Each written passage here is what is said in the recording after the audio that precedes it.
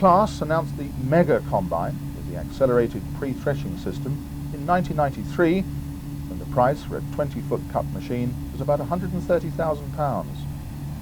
Improved separation and higher outputs are achieved by passing the crop through a pre-threshing cylinder before it reaches the main drum.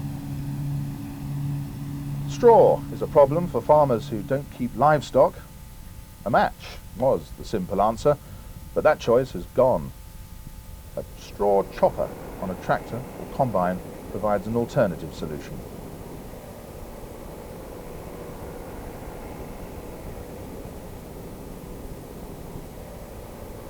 Or there was a pickup baler which left single bales across the field.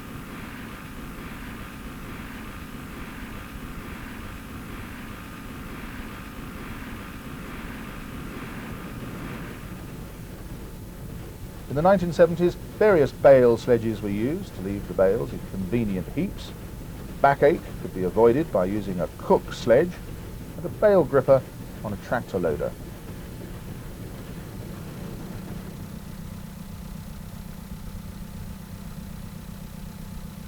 Alternatively, a bale thrower would load them onto the trailer, but of course the bales had to be unloaded by hand.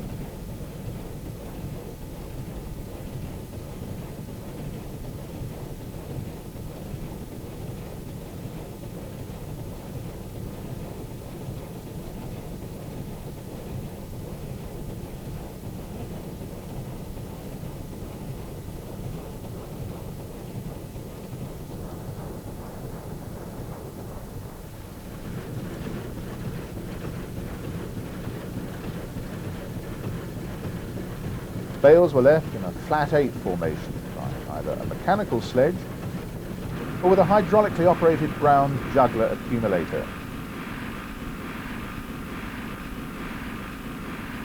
And then collected with a buzzard loader which could stack bales up to 10 high.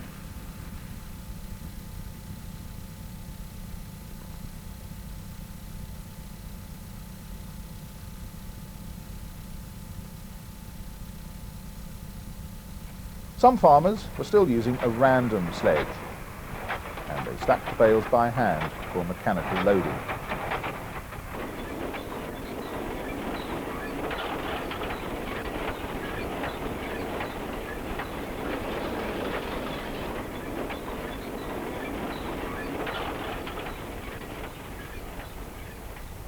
When International Harvester stopped making balers in the early 1980s, the same models were produced by Vicon, who were also making big balers.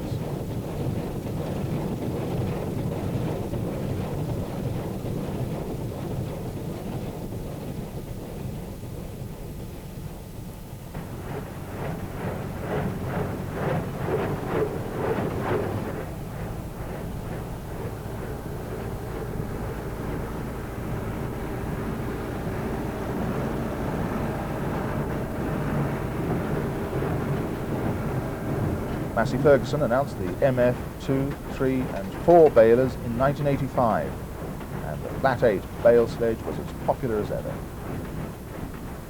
Hand stacking bales was not the best of jobs. It was much easier to stack them with this 1975 vintage Lely Bale 8-some system. Later called the Cube 8, this bale collector left convenient stacks of bales across the field ready to be transported to the stack.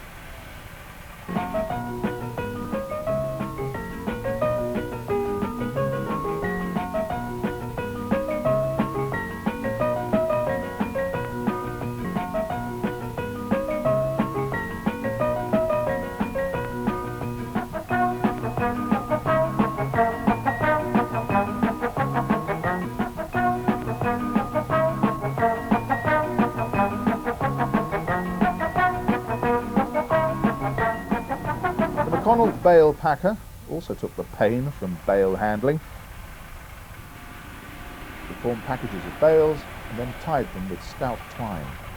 As soon as a bale is fed into the machine, it is slewed through 90 degrees, lifted inside 2 lines of heavy-duty polypropylene twine and held up by catches.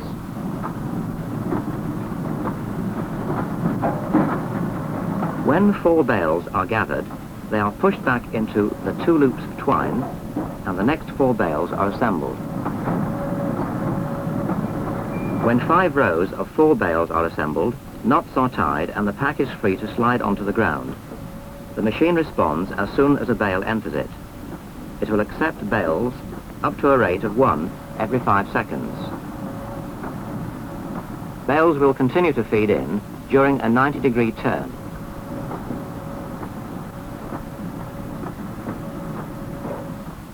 A ramp allows the pack to be deposited gently on the ground while the outfit is on the move. When time allowed, the McConnell tail slave made light work of loading and stacking the packs of bales.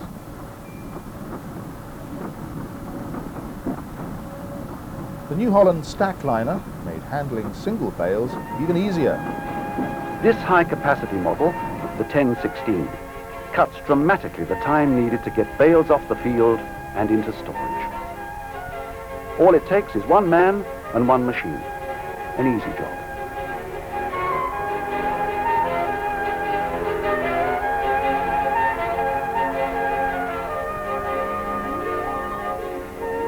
The machine picks up the bales and aligns them 2 by 2 on this first table, then moves them to a second loading table where tiers of 8 bales are formed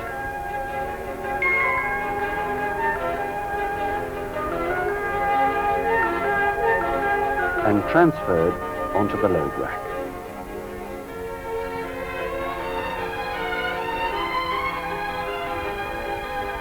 In total, 128 bales, or over 3 tons of hay, can be loaded and transported away from the field in a minimum of time.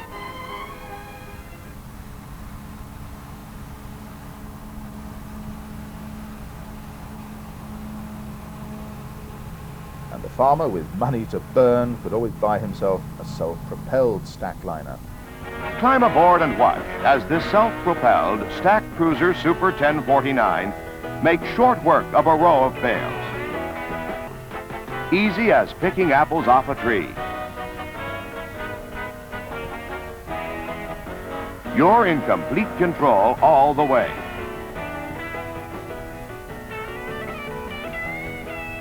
Takes about 15 minutes to pick up a 5-ton load. On arrival at the barn, the bales would also be mechanically unloaded and elevated onto the stack. Sales of big round balers were on the increase by 1975. The New Holland machine formed the bales with an endless chain and slat conveyor. And the endless belt bale chamber was used by John Deere. Both machines secured the bales with twine.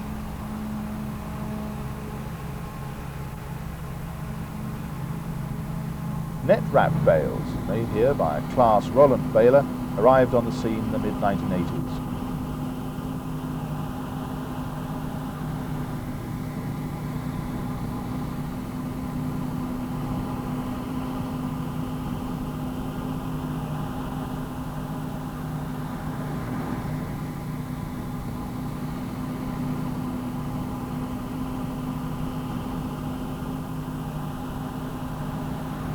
Massey Ferguson launched the 1455E round baler in 1985, but by this time many farmers had switched to a big square baler. The Vicon MP 800 had 4 twine-tying knotters, and it didn't take long to load a trailer with these bales. The high-density Vicon HP 1600 baler had wired twisters to secure 4 strands of wire around the bale.